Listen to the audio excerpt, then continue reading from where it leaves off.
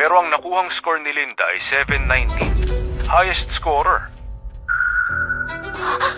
Linda Walker, ginagawa mo? Magta-drop out ka? Ako ang tunay na rich kid sa capital city.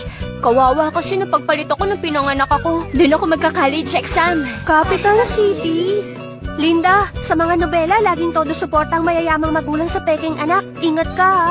Huwag kang mag-alala. Wala akong pakialam kahit hindi nila ako gusto. Ang habol ko, residency. At hindi pamilya. Pagkatapos ng exam, babalik ako ha.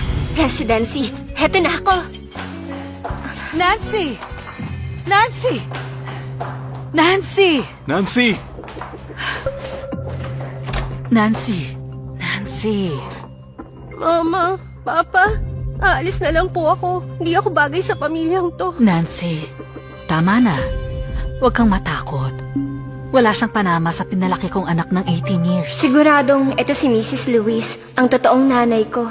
Dito na lang muna siya. Kahit ayaw namin sa kanya. Pero subukan niyang api-apihin ka.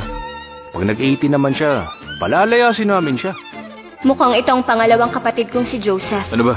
Huwag ka nga mag-aasal, bata. Mapapahiya pa tayo sa ibang tao. Yung seryoso at kalmado, na may malalim at malamig na boses, siya ang Kuya Charles ko. Ay, ito pala yung sinasabi nilang showing who's boss?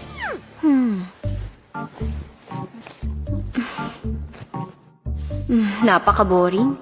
Kung may mga free time ako, magsasolve ako ng mga practice problems. Tapos na kami.